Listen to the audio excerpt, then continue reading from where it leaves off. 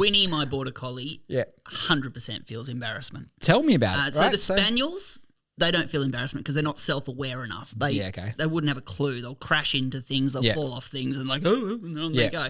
Winnie considers herself people. Yep. Because she's a higher intellectual being. Yes. And if she ever, and it happens periodically where she's looking to the right and she'll crash into a pole or a wall or something, and you see that look in her eye, like if you mention this to anyone, you talk about this on a podcast, I will kill you.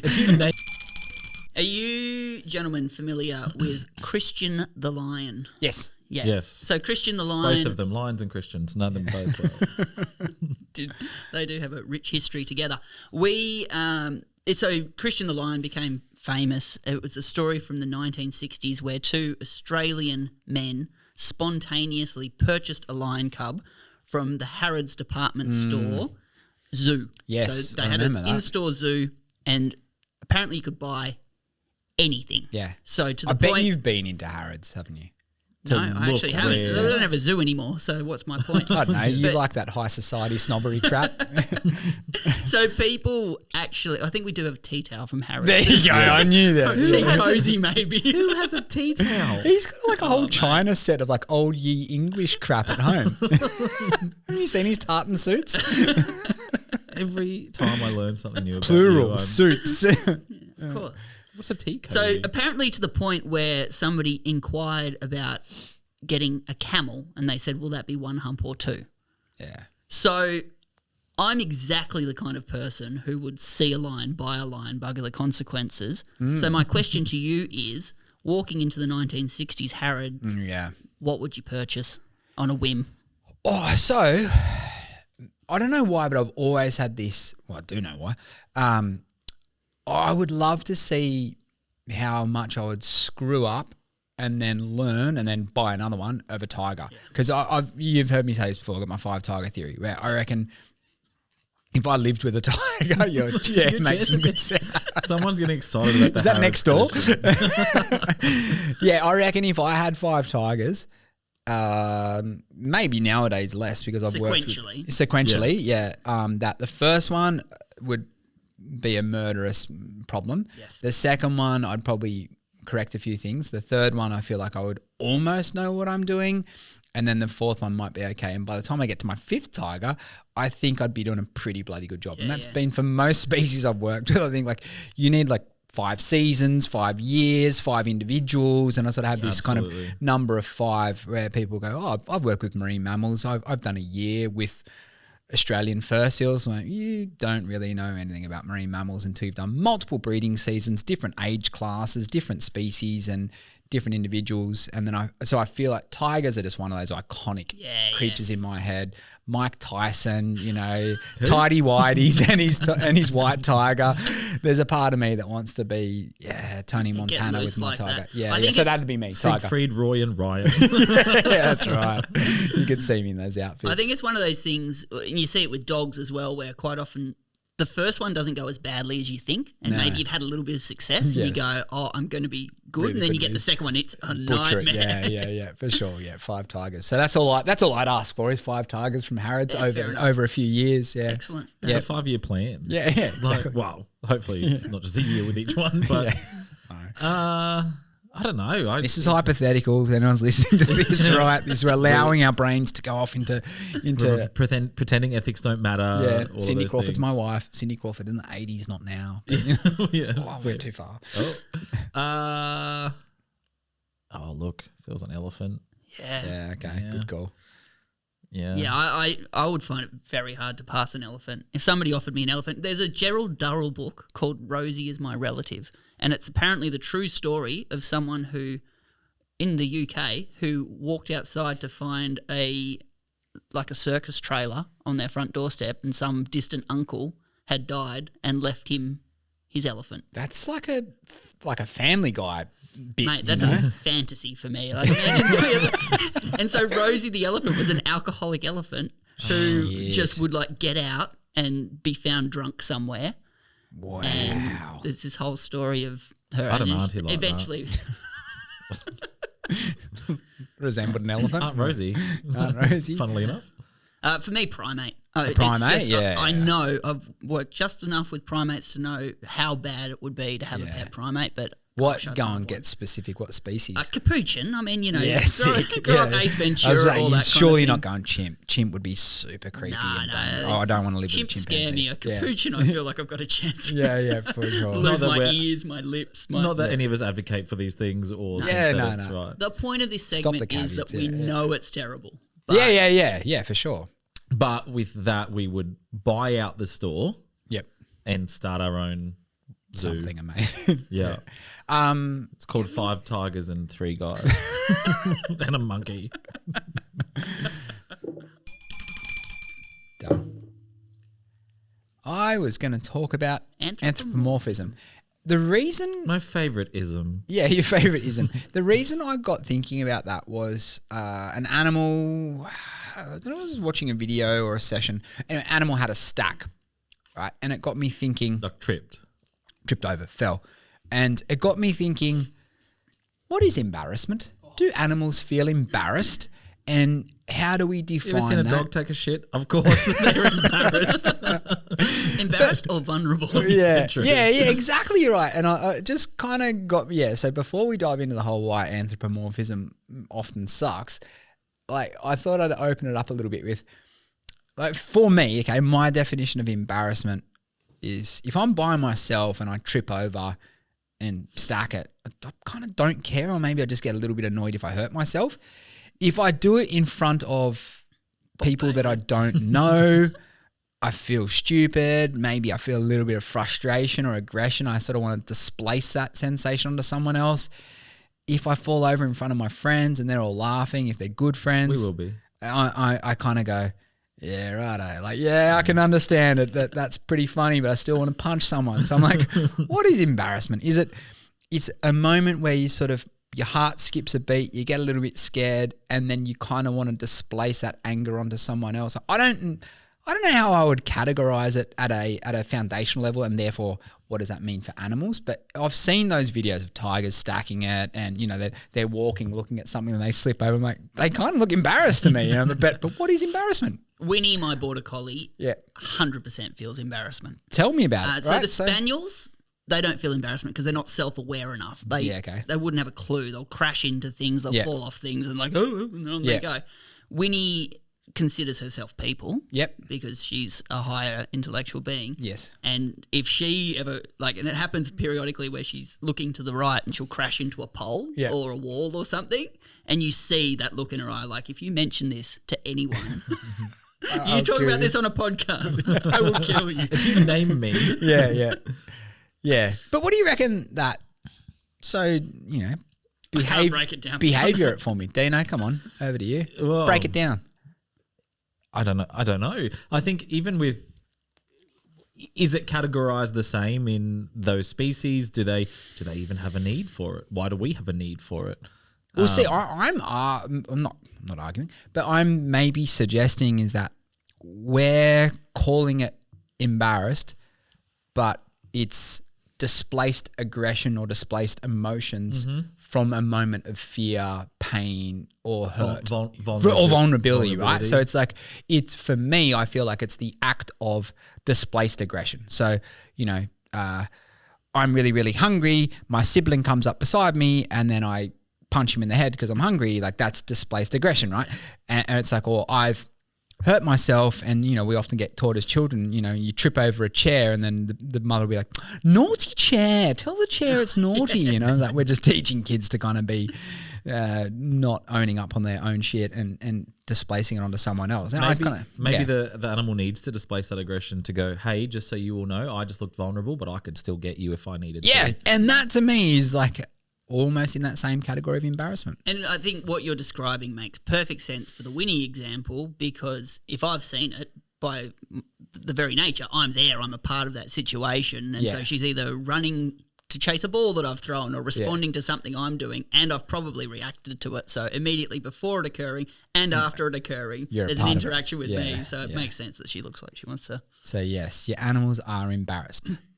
But anthropomorphism is the act of applying human emotions or human subjectivity to a non-human entity. So it's applying something such as, he's embarrassed, or she's in a bad mood. She loves me. She loves me.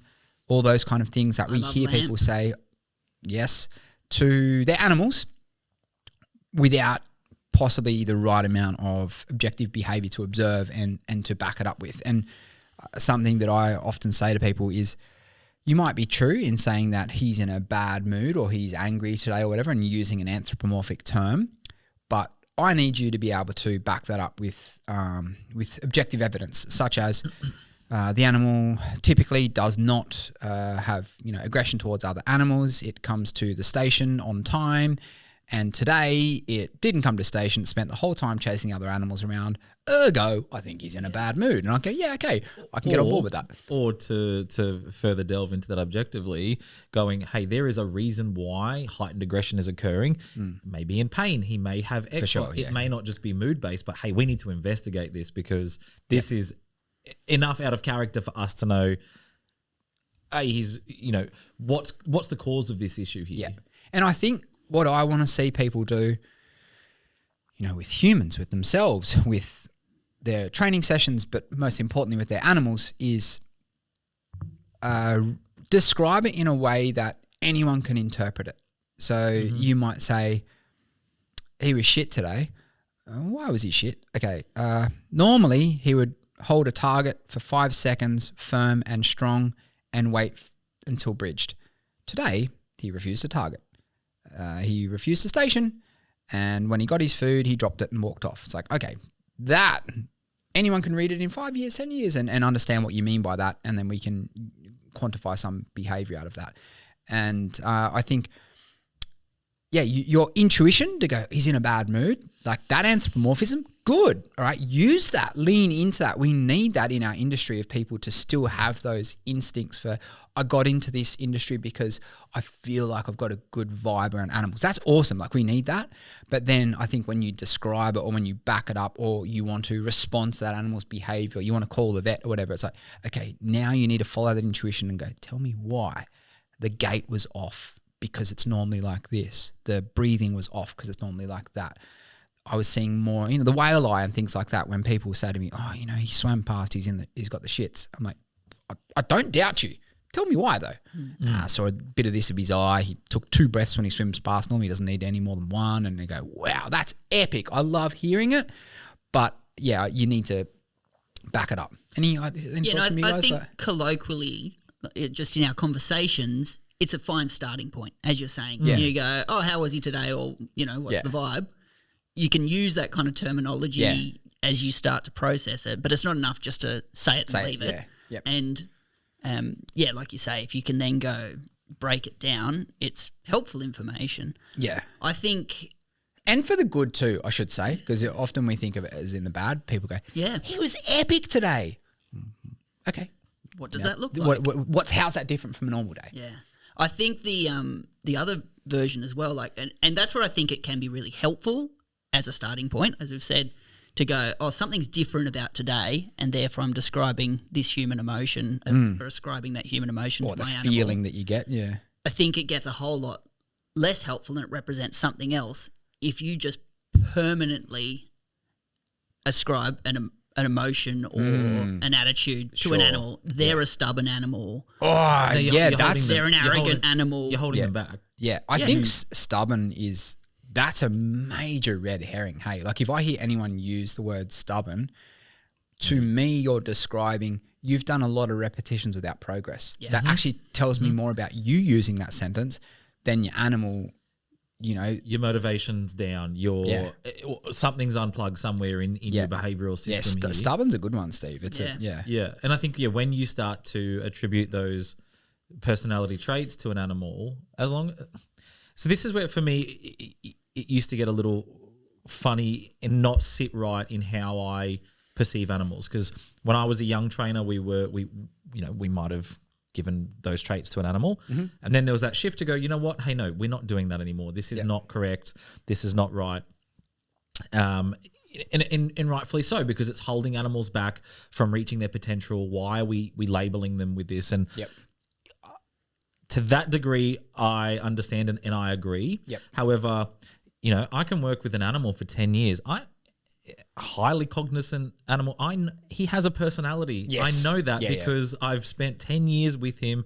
We are amiss to think that those things don't occur, because they do. Yep. I know he is a whatever animal because of X, Y, and Z. Attributing feelings to an animal and behavioral traits is fine, as long as you can back it up with science and you can back it up with that hard evidence. And not your interaction over 30 seconds within a 24-hour period. Go, exactly. He's a pain in the ass. Like, you know, we know that social dynamics in, you know, multi-species exhibits and within family groups and whatnot change depending on the context. Like in the presence of food, she might be dominant to the other animals. And then when it comes to sleeping preferences, she might be at the bottom of the pecking order, and those things change. So I think it's a bit of an eye-opener for people to not utilize it, but like you said, back it up with some science and some data. And without going too far down another rabbit hole, there's a whole other area of anthropomorphism which is problematic, which completely removes it from any of what you're observing, and you're just placing like, oh, I would be sad if I was in that situation, and therefore that animal that I know nothing about that I see in this exhibit, it must be sad. Yeah. The amount of times you'll get, the tiger's alone, it's lonely.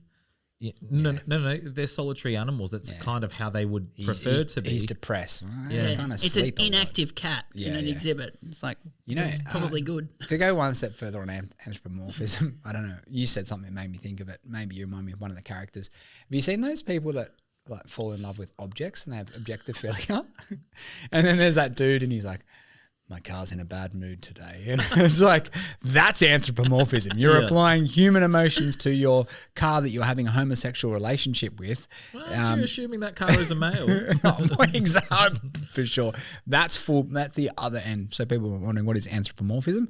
You're applying human emotions to a non-human entity. That's a pretty extreme version of it, which, you know, in 20 years, you might get cancelled for saying something like that. You know, it could be a real thing. 20. Yeah. Less, I don't know, 20 people allowed to days. fall in love with animals. I think a takeaway from it is, for me, and what I try to teach people, again, the other reason I think it also works well is sometimes it helps me in teaching people who are training those animals to help them better understand the situation, especially newer trainers. You can use it to describe something. Yeah, sure. And also more to the point of helping our general public understand, especially in zoological facilities. You know, there's that story of I was working with a dolphin by the name of Moki, and we were doing a dolphin swim, and her daughter Sunny was running one of the swims, and her granddaughter Stella was running one of the swims as well. And for me, that particular day, I had a relationship session with Moki. I just hung out with Moki in the shallows. Yep. Moki was about 45 years old or 40 years old at this time. Yeah, spring chicken. Yeah, exactly. She's a matriarch. She amazing mother, incredible grandmother. Anyway, so I was just hanging out with her in the shallows in waist deep water. It's basic whatever she wanted to do in that session. It was 20 minutes while the other two were off having some fun with guests. And this woman was like, "Oh, you know, she's a bit bored, isn't she? You're just sitting here with her." And I was like, "Oh, not at all. It's whatever she wants to do." And I was like, to be honest, she's probably just enjoying some chill out time. I was like, that's her daughter. That's her granddaughter. Yeah. You know, she's 40 odd years old. I'm like, this is her just chilling out. And this woman who was also a grandmother, she was like, I'm sitting down because I'm at SeaWorld. That's my grandkid doing the swim. I'm exhausted. That's wonderful. And then all of a sudden she was like, oh my God, Moki had this way of connecting. I anthropomorphized to a degree. I was like, you know, she's exhausted. Like, but you backed it up with data. Correct. But, you know, it was a way of making that connection. And I think it can be such a tool that holds keepers and trainers back with animals. Yeah. It holds the animals back, but it can also be an incredible superpower when it's used properly. One time where I feel like it's probably going a bit beyond anthropomorphism now, but I encourage people to do when they're, say, using their differential reinforcement of excellence. So the animal has given them a great response and they've marked it, say with a very objective novel marker like a clicker, and then they've reinforced, and it's like, but the animal's done something amazing. And I often will say to people now, I want you, yes, you've used your precise marker, yes, you've used your preferred reinforcer, but now I want you to tell the animal how you feel. And I feel like there's going to be, as time goes on, there's going to be some science in this that when we mark and pay and then go, I'm so proud of you, you're such a good boy, that was so brave, you got in the box or you took the needle or you found the thing, and you use all those human anthropomorphism type, expressions and nuances. But what you do by being a human, a verbal creature, as soon as you verbalize that, your body language releases all of that, and the animal goes, I can tell there's something different in you by you chatting to me and you telling me all these things. And I may not understand those individual words, but I can see in your body language, whether it's an eagle ray or a Labrador, I can see something has shifted. And that's like, again, I don't have a whole amount of data on it, but for me at a scientific level, I think it makes sense as us as verbal creatures. If we lean into that for those special moments, it's going to ramp up our session. The caveat being, don't be one of those people in sessions who are talking nonstop to your animal, because that completely waters it down and makes everything really messy. You guys know, I'm a really quiet trainer until the animal hits the goal, and then I explode into song and dance and a Broadway musical for them. So, I mean, that also slightly sidetrack rabbit hole onto another topic that I'll often talk about with people training, because again, I think working with some taxa and using a verbal cue and a physical cue, I think muddies the water of breaking. For sure, yeah. What verbal cues we actually need. So like for me, or audible cues, for me, we'll often use is their recall or their call over.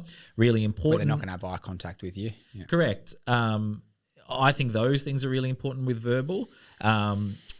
But pretty much everything else, and I'll run through this with trainers sometimes. One of the examples of a really, really good trainer at work who was in a trap of everything was verbalized as they did the cue. Yep. Asked her to run through a routine with a capybara. Yep, perfect. Yeah, did everything. And I was like, great, now do it without saying a word. Yeah. Perfect criteria met. Yeah. I was like, great, now do it with all your words. Yeah, nothing. Sat there. Yeah. So I think it has the potential of muddying. At the end of the day, it's not the end of the world. Yeah. But I think it creates the potential of a grey area, and I don't want to have any of those in my training. We would all agree, right, that for most species, visual cues, particularly visual moving cues, are easier and more reliable to condition than audible cues. Visible. Yes. Yeah. And physical.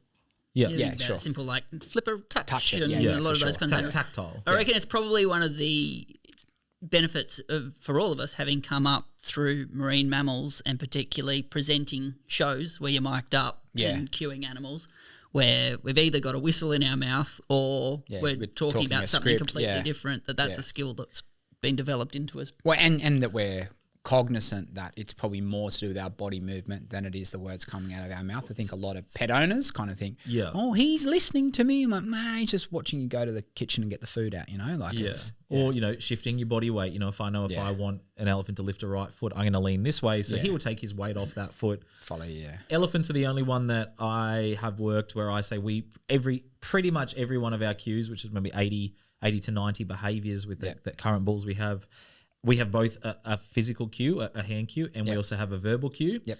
And they're all trialed and tested. Yeah. Hands are down by your body. You say the verbal cue, that behavior will happen. Yeah. You shut up and use your hands, that behavior will happen. So they are cognizant enough that are in tune. But one of the things that will, drive me up the wall is you'll go and stick a foot block underneath a giraffe's rear right foot and then go rear right foot.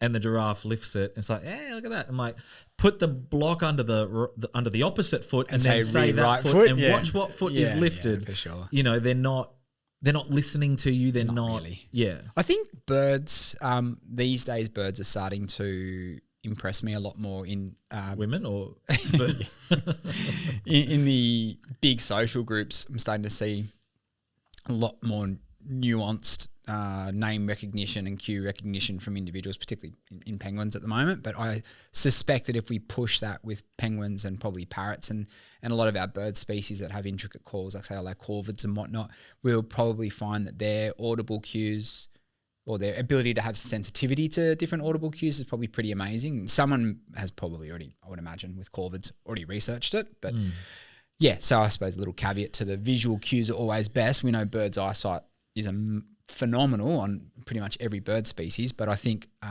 I've been really impressed with some of the really big penguin groups I've worked with, how many of them distinctly understand that their name means them and them only, and that they will ignore all the other names, and you can have different keepers. And even me walk in and say one name of a bird that I've met, 10 times, and he goes, "Yep, that's me." Walks over through 70 other penguins and coming through, guys. Sorry. Yep, that guy that visits us once a month has said my name.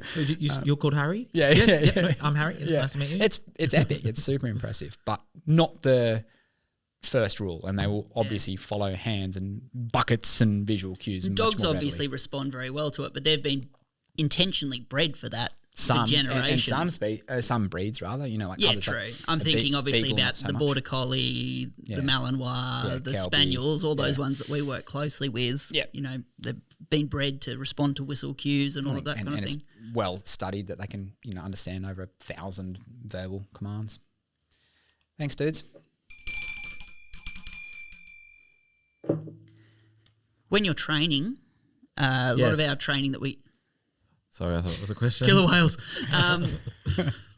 A lot of the training that we discuss here and a lot of the training that you guys do with the zoo consultation in particular is pretty focused on specific kind of husbandry and medical outcomes. When's it okay to train for fun? Always. I think it's necessary. Yeah, but I've been in situations where people are training stuff because they're like, it's enriching, and they're just doing training sessions for shits and giggles, but they don't have solid recalls or husbandry training done. Yes. So I'm happy to dive into this further, but I don't just We want to will be agreeing on everything. It is the point. Yeah. But look, I'm all for training for fun, but I would typically use it in a pre-max setting, right? So Here we go again. yeah, where I'll say to someone, do your bloods, do your x-rays, whatever, and then as a pre-mac session, followed up with training something fun that has no real heavy weight on it, that involves movement that you as the trainer is enjoying and the animal is enjoying, as opposed to just go into a fun session with your animal that doesn't know a friggin' recall or a VIP yet. And I think that's an important caveat as well. It's like fun for whom? Oh, Yeah. yeah. Is Also- the animal getting something out of it? Yeah. And maybe just the fact that you're enjoying the session, they will Could be, yeah. feed off potentially. that. But I think it's, again, we're delving into species-specific, taxa-specific, individual-specific. That was a lot of specifics without messing one of them up. Missing. Yeah, I rolled on one. So, for instance, like elephants, I would say it's a necessity early on. So these are animals that, say we're doing footwork, right? Mm-hmm. Quite important. Elephant has 3 feet. Number of toes, 4 feet. Jesus. The one that lost its foot. Yeah. 4 legs and number of nails on each foot. Yes. One of the rules we implement with our bulls, very early on, very evident, you get to foot 3, the elephant's like, I am Their last so done with standing still. Yep. And giving you my foot. And again, it's just pumping, what I've seen, we don't do this, but it's sitting there being pumped full of food while you're doing this. The elephant's like, I'm about as mentally stimulated as something that's not very mentally stimulated. good analogy. Podcast listener. yeah, this segment. They'll start, fiddling with the gate latch or shuffling their feet or being slow to off to a foot. And, say to the team, well, what are they telling us? They're getting jack of this. This isn't stimulating. This isn't fun. So we'll pick, say, on a day we're going to do 2 feet. Mm-hmm. That's it for this session. Yep. Short, sharp, sweet, get what we need to get done. But we're properly. also going to throw in the middle of that a high energy behavior. Go flip a tire. Move, yeah. Go do some recalls and come back and sort of, we do it when we're doing this. In between each one of these, you get up and have a coffee and poke fun at each other.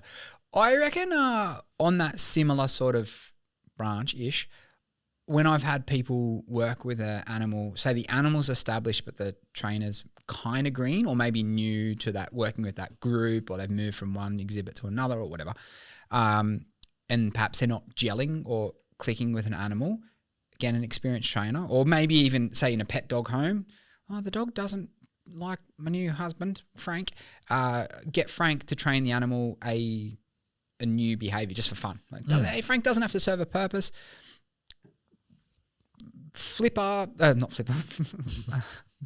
What's with us and our appendages getting wrong today? Teach it to shake, pause, or something. Train something fun as a modality of building rapport and or establishing that appreciation from the person to the animal. Maybe vice versa. Maybe I think that I've used that before. Definitely, I think to success where I've said to someone, I trust you. Train them something new, and they really, and then suddenly they learn how the animal learns, and then the animal learns something new through them, and you get.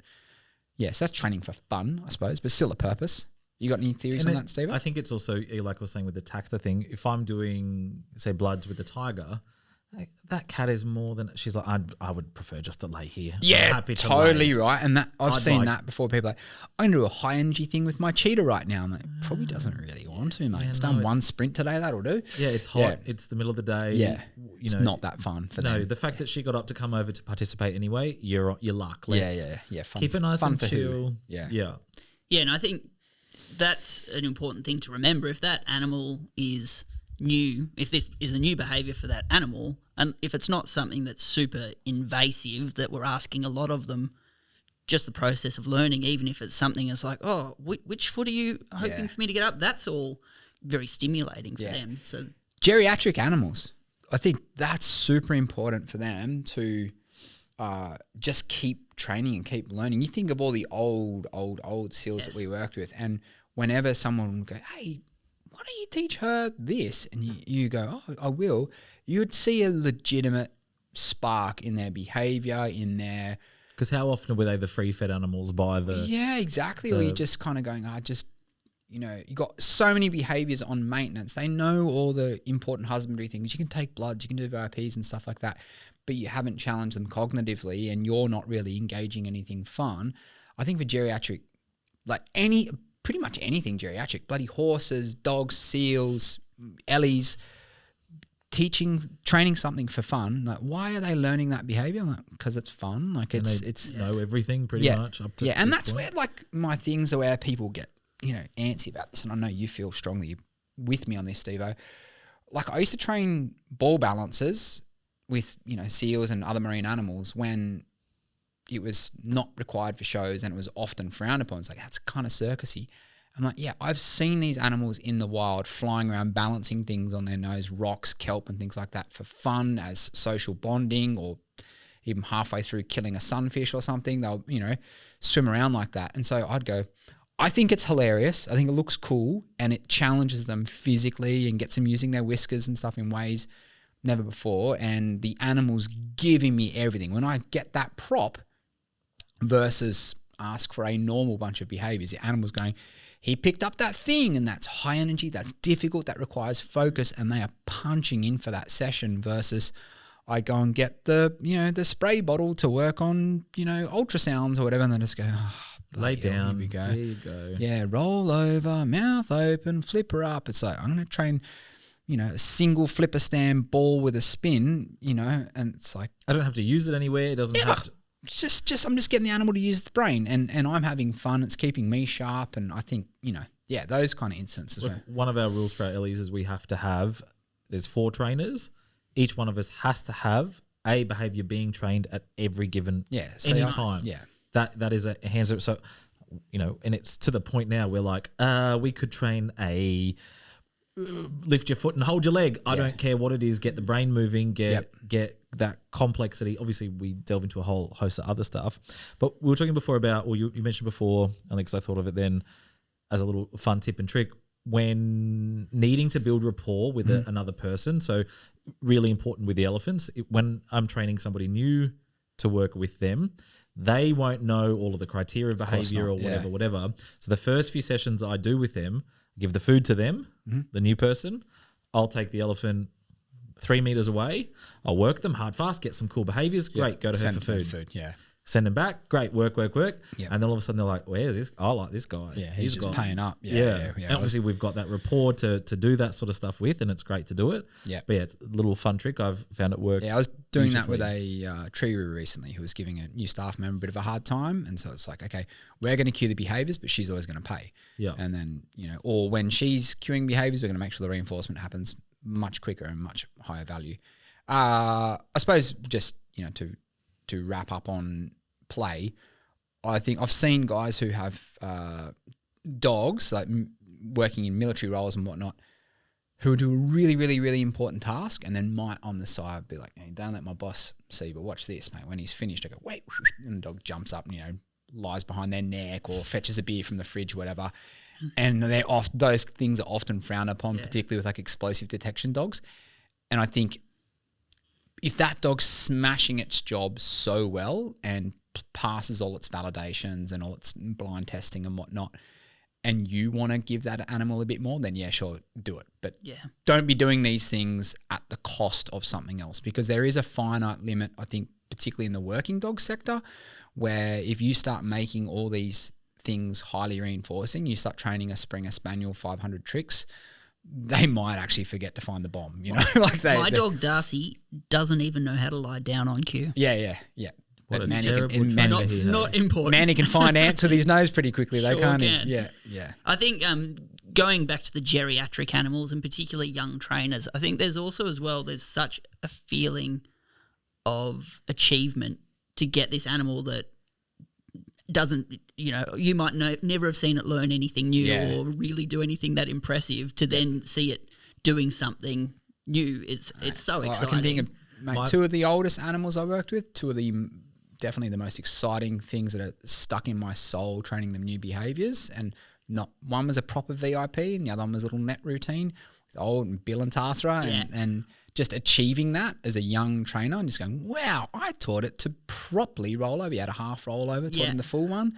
Felt amazing. Yeah, or even just, your pet dog that's moping about the place. Oh, Teach us to go and find your keys for play sure. dead. And it's like, I'm already doing it. But on cue. Simon, the 58-year-old dolphin, was the first behaviour I trained at SeaWorld.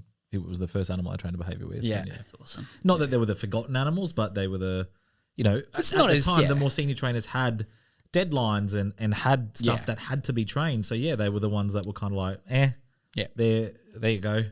Play with that one. Yep. And then he was leaves absolute leaves a good mark on a young trainer's soul, I think. Yeah. and you got to earn it before you can. Shouldn't be the first thing you do. That's it. If it's, as long as it's not getting in the way of something that's more important. Yeah. If it's Or dangerous. Yeah. Yeah. If it's adding to your relationship, their welfare and That's everything a else. very then good summary of it, Steve. Speaking of training behaviours, Deane, you wanted to talk about some higher concept training. Yes. In the last number of years, the new kid on the block, the concepts and stuff is starting to probably be more in the spotlight. And I think... Can you give us, because sometimes I don't even think I would be able to explain to someone eloquently, what is concept training, Deane?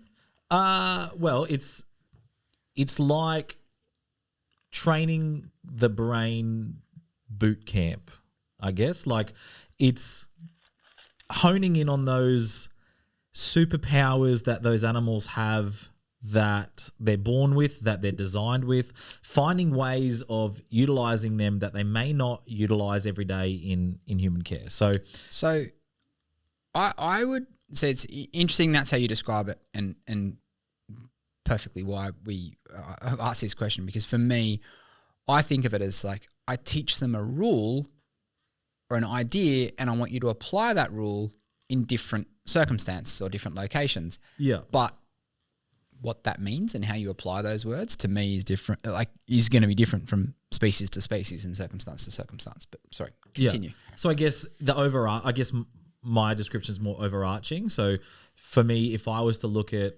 training, like for me, concept behaviors are very species specific, because in terms of why you're training them, the concepts themselves can be applied across a multitude of them. Yep. So, for instance, if we're looking at elephants, elephants are designed with big brains. They have high metabolic costs, and you do not get invested in big brains unless you need them for some reason. Yeah. Now, why do elephants have big brains? They have them for comprehension, memory, social interactions, all of those sorts of things that elephants are designed to have. When we look at life in a human care environment, do elephants rely on memory as much as what they would in the wild? Absolutely not. Probably not. Yeah. So then comes how do I bring concept training into your everyday where you rely on memory or you rely on comprehension?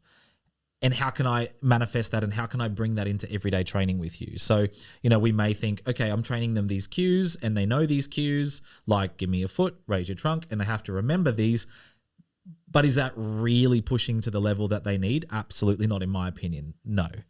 Having worked elephants, training those things from scratch, I learned very quickly that faster than any other species, these guys are just running through the motions now. They're like, yep, got that. What? Thank you.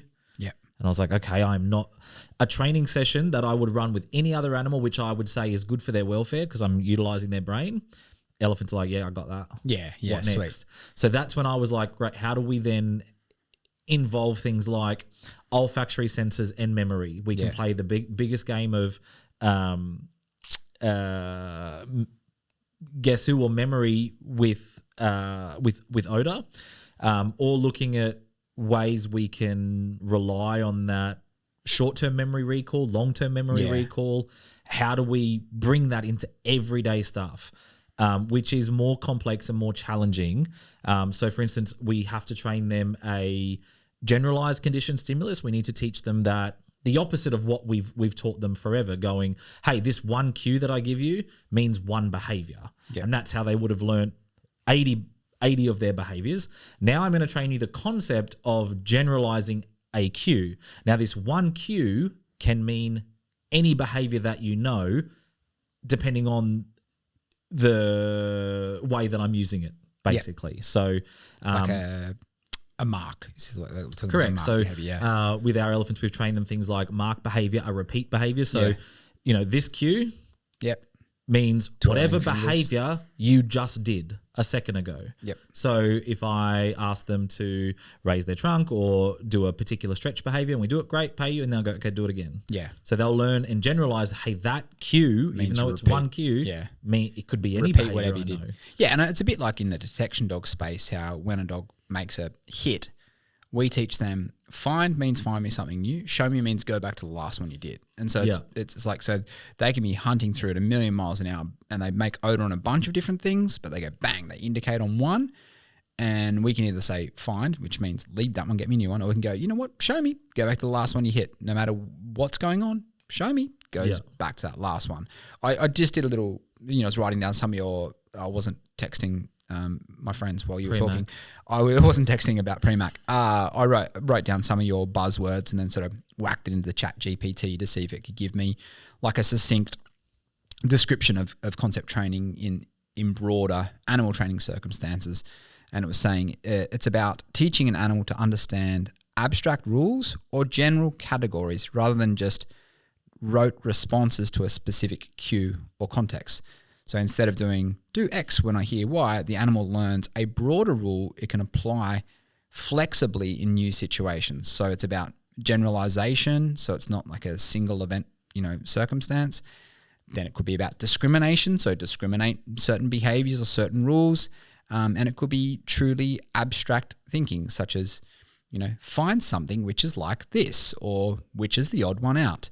And and so on and so forth. I think you kind of know where I'm going there with different objects and, where we can do pairing exercises either with olfaction or with shapes.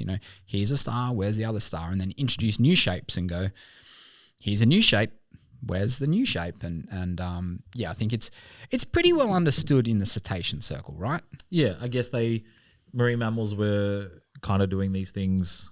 And dogs. More specifically dolphins though, right? Like surely dolphins were the ones that That's why dolphins are credited with being so intelligent probably because a lot of those early studies have been done with dolphins. Yeah, whereas if we first studied, octopus or something, we'd be going, oh, gee, these things are even smarter again. Yeah. And primates to a degree, some For sure, some yeah, have done this as well. Yeah. They're so human-like. Yeah. So They're like us, which means they're super smart. So for me, again, we were looking at ways that we can bring in those behaviors that elephants are designed to do. They're born to do, but they don't really rely on that a great deal in our care because we probably care too much. Everything is there for them. They don't have to rely on an elephant in the wild's going, oh great, which way to water? I need to remember this way to get my family to get a drink. 20 years later. Yeah. We have three drinkers, for one elephant in one yard. There you go.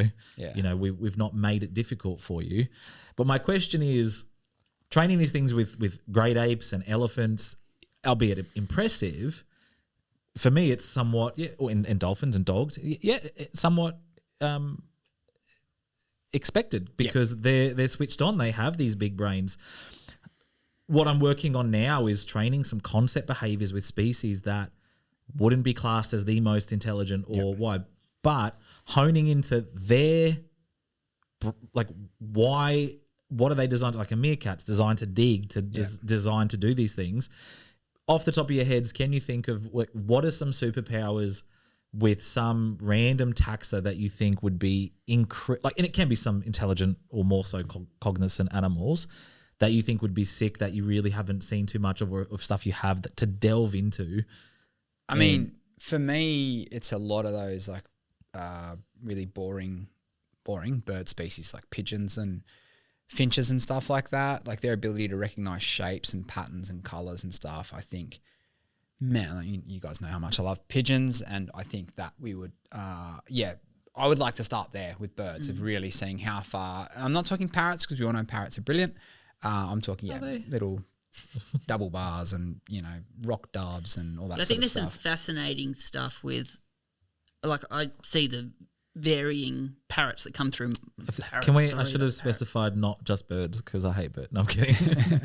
He does though. Yeah.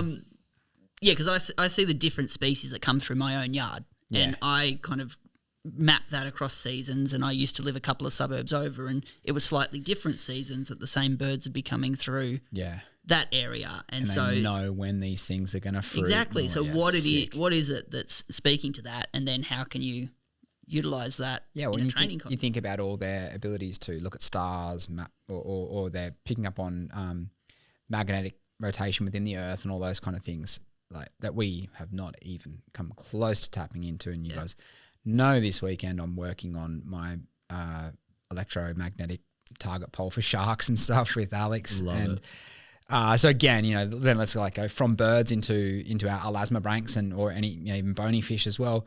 I don't know what it is that I'm going to be doing with them, but I guarantee you there's going to be some epic shit coming out of that space where I think for me it's kind of born from shark deterrent devices. I'm sort of looking at them and now I'm going the other way and going, all right, how can I utilize what's seemingly the most effective technology to keep sharks away? What was that thing you were telling me about shark deterrent devices on the fishing boats? In the fishing boats, or that thing that creates that this creates is for me. Now you've opened up a can of tuna. So I won't name products or names or locations, right? Do. But so there's a West. particular location where people have been having positive interactions with sharks in the sense that the sharks will identify tourism boats with snorkelers and swimmers and stuff and just kind of cruise past and just be in the area and be cohabitating. In this same small community, there'll be fishing vessels, and the sharks have worked out that they're fishing vessels and they just hammer them. And as soon as they're onto a fish or they bring anything in, the sharks are just belting them. So then they've done all this research on different deterrent devices, and there's certain magnets and electromagnetic pulses like shark shield and whatnot that will deter sharks away. And so they tested these things under sort of neutral circumstances, seemed to be pretty effective. And they test these things under higher arousal circumstances, so chumming the water up or putting pilchards on a string and whatnot, and then they put the shark deterrent device in with the pillies, and then the sharks would go, ooh, yeah, that's pretty effective. It's aversive enough to push the sharks off things like pilchards and whatnot, and or even caught larger fish. So they can work out these are effective. So they go, now what we're going to do is every time you guys go fishing, like, you'll be sweet. Just use these deterrent devices, right? And they'll keep the sharks away. For how long, we don't know, but it'll work. So just keep using them. Just take it every time you go fishing. Just take out your deterrents, and they work most of the time. But now they're also going, hey, tourism operators, we've got these things that work really, really well. So put these on the legs of all your swimmers, and your surfers and stuff can wear these same devices. And because we know it works on the bloody fishing boats, it'll work on your legs. And it's like, after a while, when the sharks go, that thing that was mildly aversive also means it's really easy to catch food just off the back of that hook. It's going to become the fucking dinner bell. You know, we're just doing classical counter conditioning 101 with a shark deterrent device, and we're going to say just attached to your leg, and now it's on your leg, the dinner bell. So it's like where we had this circumstance before, where it's like, yeah, I acknowledge major pain in the ass for people's livelihood. I'm not for a moment doubting that this is an issue for people's livelihood, and people need fish, particularly in island communities. People need fish to live. However, let's be mindful of behavior, guys. When we're using something to be a deterrent in a situation that is unnaturally, like super stimulus for the sharks to come in and feed upon, if you're pairing that with a mildly aversive device, don't put it on your tourist legs. Don't put it on your surfers' legs, because you're teaching them to come on in. So I know enough about it to know there's more than 3 or 4 examples in communities around the world where these kind of things are occurring, where the exact same technology we're utilizing for fishing operations is now being strapped onto people's legs. And I don't think it's a good idea, guys. And full disclosure, I do wear a shark band most of the time when I surf now, because I've seen that they are effective. This isn't we're not being paid. This is not a promo.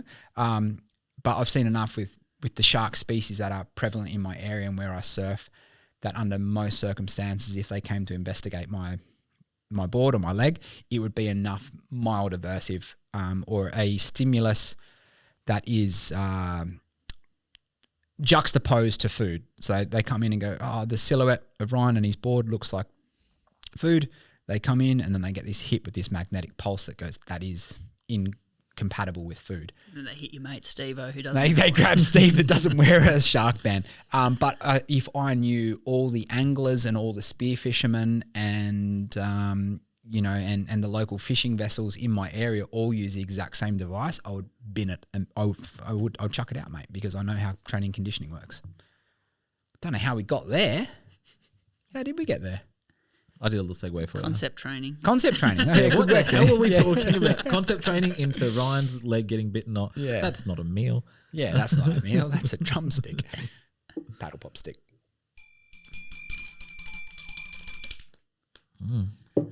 Not too far away from that, we were talking about using markers and bridges, Yep. and I guess that different ones for different species. What makes a good marker in your book? 2 things that have come up for me recently. One is that it shouldn't be at all aversive for your animal. So if you use your marker and your animal has a mild startle response, I would just say just go get a different one, because you don't have to spend time to counter condition to your own marker. And then, the second kind of rule. There's all issues in that anyway. Yeah, but the second rule, I think, which you're probably going to lead into, is you want your marker to be novel and to only mean one thing. So if you're having to spend time to counter condition your marker, there's an element of learned irrelevance that can potentially occur there. So we want to just go in hot with something that's neutral but novel and can be immediately paired with a positive reward for me. But don't want to hog the mic, but we all got one. Yep. Me too. I'm a big fan of just using something that is part of the human, like a tap or a verbal marker, good, yes, those kind of things, because clickers get lost, whistles get stuck in the washing machine, and I prefer. You've seen me train dogs, mate. I like to chuck a tennis ball in my back pocket and off I go. Yes, I'll use all the tools of whistles and clickers and pouches and all that kind of stuff if I need to, but I would prefer to keep it as low tech as possible, because it means I'm more likely to be able to be more consistent more often. Yes. Any rebuttals? You're wrong. You're a mad whistle fan for marking, right? I'm a dolphin trainer from day No judgment. I'm okay with whistles. I like it in terms of, again, working with big range of animals, big range of people. Verbal markers were too inconsistent for me. Sure, yeah. Clickers, we lose a hand in terms of being able to cue and handle your animal. And nothing sends me off to sleep sweeter at night as the sound of a bridging whistle. Just beep.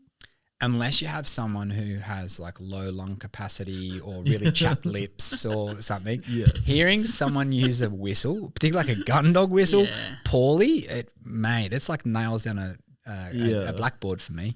It's like sharp. And concise. if anyone forgets a whistle, I've got a communal one. So communal one. Very awesome. quickly will learn to remember your that. training whistle at all times. Yeah, and I think if you're just watching people use whistles willy-nilly, it's funny for me. Sometimes I'll go into training sessions in certain facilities and I have to help people use whistles as a marker. And then when I'm handling and training conservation and biosecurity dogs, we're using whistles for directional cues. So exact same, literally the same tool, but we're using for completely different purposes. Yeah. So in one circumstance, it's terminating marker, which means stop doing the behavior, get your Rio. And the other circumstances, it could mean turn left, turn right, recall, stop, etc. There's also, for me, the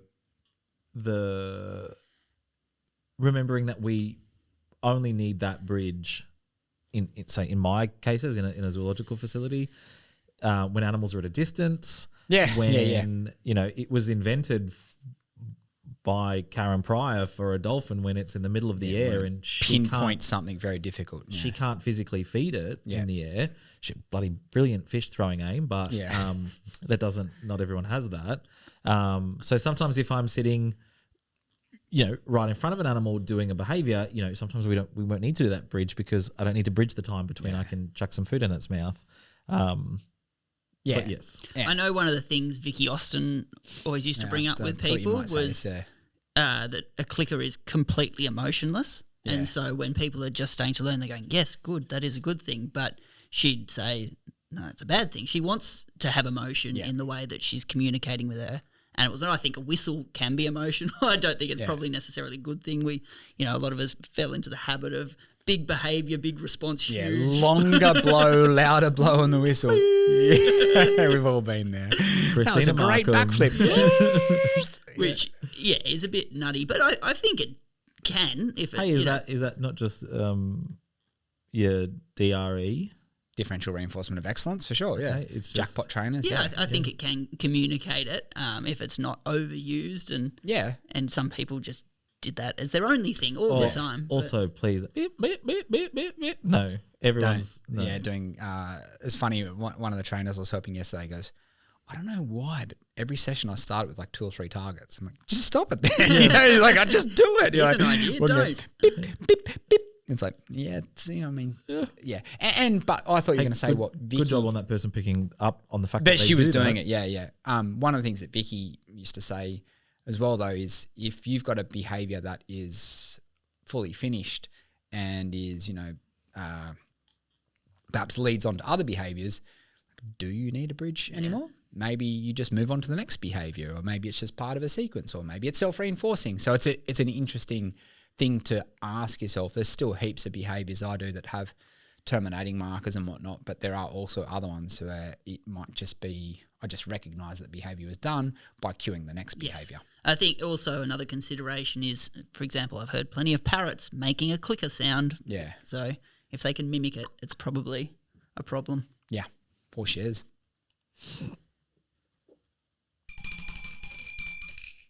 Hey, Deane. What? Sorry. Ryan, no. Why are we doing a podcast? I think because, for me, there needs to be more discussion around these things, more discussion around the concepts, more discussion around more questions asked. And I think sometimes people don't want to ask questions about training because don't want to look silly. Not one of us cares about looking dumb. No, I was about to say that's like we are all well beyond that. Hey, like, I happily ask the question and be dumb. Yeah. Happily have those discussions about it. And I think because for me, the three of us, this is just a formal setting. Like how many times today filming have we said, "Oh, we spoke about last night. Oh, we spoke about this last night. Oh, we sit down and have a podcast when we're having dinner. Yeah. And I learn so much from it. I question things. I walk away going, oh. And the amount of times when hanging out, have I had other conversations with people that I'm training and I was like, hey, I learned this, or I had this discussion. What do you think about this? Or, applying it in this context. I think as someone who's been training animals for 21 years, if I can sit down and still have 5 takeaways from every time we sit down and have a chat and learn from that, how beneficial will that be to people starting out in this industry? And, again, I love the fact that we can talk about our errors and our mistakes and all those sorts of things that I think are so important, not often spoken about. One of the things I learn is, if I'm doing a presentation and I'm literally showing videos of the best of my work. Yeah. Oh, and then someone else goes away and is training stuff and theirs looks nothing like it. I'm like, oh no, sorry. Mine looked exactly like that. For a long time before I got the camera out. Yeah, exactly. Yeah. So, I don't know. I guess to me, the first podcast I ever listened to was one that I did, just a random episode. I'm not a podcast person. I don't listen to them. I understand your young folk are. It's quite the cool. Older than you Well, I don't know. I'm obviously, but for me, that's why I think I want to, same reason I co-wrote a book. I want to get that info out because even in the short time that I've been in the industry, there's been a massive shift in I remember when I worked at a zoo and I was told, we don't do, it's not SeaWorld. Yeah. We're not training. Yeah. And now that surge in people wanting to training do better. Coordinators in almost every zoo or training consultant that visits them every month to keep them accountable for their welfare and training. Yeah, correct. It's big evolution. There's a surge in wanting to learn. Yep. And in talking to these people, most of the time I get asked, hey, where do I find info on this? Yeah. Where can I find info on this? And it's not that easy. No. So I want to be a part of putting, hey, this is what I've learned. This is what I've done. This is what I've done wrong. This is why I do this. All yours. Have fun. I think with that as well, there's plenty of information out there. You can put it in ChatGTP. You can sometimes get on Google, and that's exactly right. There's too much. It opposes, or it seemingly opposes, and an opportunity to discuss it in a longer form. Look back at where it's all come from. Talk about some of the people who started these concepts, and probably did experiments that we wouldn't even consider doing today because it just doesn't line up with our ethics. But acknowledging that they got results that way, and how has that informed where we're at now? I think that's a really important opportunity. Yeah, I think the bit that drew it to me initially, a double thing. Podcast was your idea, yeah? Kind of, loosely. I think you invented podcasts. I invented podcasts. I think because you and I had a conversation, and without this turning into a love infest, that I learned a heap from it. Right. And I can't remember what it was, but we were having a chat about something, and I took away a lot from it about it was an operant conditioning style conversation and maybe a counter conditioning type thing. And we had these 2 chats, and I went, wow, I learnt so much from that. And I think in the place that I've gotten to now, I'm often the person in the room that other people look to for answers. And I wanted to spend more time with you, and I love hanging out with Steve, and we hang out in work.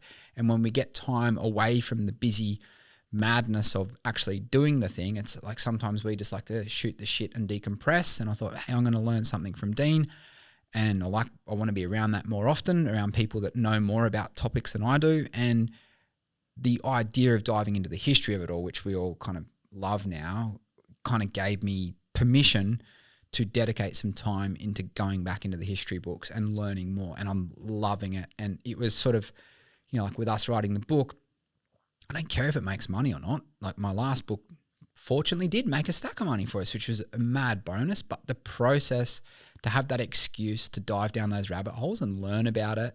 I'm a nerd of the art. I'm a nerd of the sport and the history of it all, and go, oh, this is an excuse. And I'm like, I'm working on the podcast, Jen, and I'm researching David Premack again for the 5th time today. And 3 times before 6 a.m. So, you know, it's... What? Nah, yeah. That's kind of it for me. I think, you know, the excuse to spend time with you guys, but also to drive the research into it for a purpose. It's like training for a marathon is like the side result is you get fit, you know? The other little part for me, only because I'm a stickler for it, is, and it happens in every aspect of the world pretty much, is, you know, sometimes some of the younger people in our industry probably look up to certain public figures. Yes. That when you've been in the game for a long time, you go, it's probably not who your benchmark should be. The fact that, you know, I want these people to know who Skinner is and Pavlov and Bob Bailey and David Premack. Yeah, sure. And all of these people that I think have done, well, not even think, we know they've done the great work. Yeah. We're all just riding on their coattails, 30 years, 40, 50 years later, yeah. But maybe not so much the one with the highest Instagram following who really isn't doing the best ethically or the best, you know, that's not your benchmark of who you should be knowing everything about. It's X, Y, and Z people. Yep. Can I say one other thing too, why I like hanging out with you guys, and Jen said this about you, Steve, and I know you've done it heaps of times, Deane, and I think I do it in front of you guys. If we don't actually understand something, you go, you know, the such and such, Sapolsky or whatever. I'm like, I actually don't. And it's really refreshing to be around trainers who have done heaps of things, but we'll put a hand up and go, actually, man, I actually don't know what you're saying. And I think that's something that we need to reinforce. Like there's a few people like training coordinators or people that call themselves, you know, great trainers who they want to pretend like they've heard of everyone, every top dog trainer, and it's like, you can't know it all. It's not possible. There's so much information out there. So it's kind of cool to be able to sit here and go, mate, I'm not going to research something. I'm going to ask you what your opinion is of it, because there's heaps of shit I don't know. And you know BF Skinner? Oof, yeah, boy. Yeah. Oof. Oh, Skinny and I go way back. Boris Frederick. Even that, when you brought that up, I was like, what does BF stand for? And I was like, I don't fucking know. Yeah. Same as RB Premack. Yeah. Do you know what RB stands for? Yeah, of course I do. No, I have no idea. Ryan's boyfriend. I was waiting for the punchline. Nice one. Well, I think we're calling that season 1, but if you've come this far, I know. We done season 1. we'll be back. Yeah. It's like, I almost feel like we should do like a Rick and Morty forever. Rick and Morty 2000. Rick and Morty. What's Rick and Morty? Oh,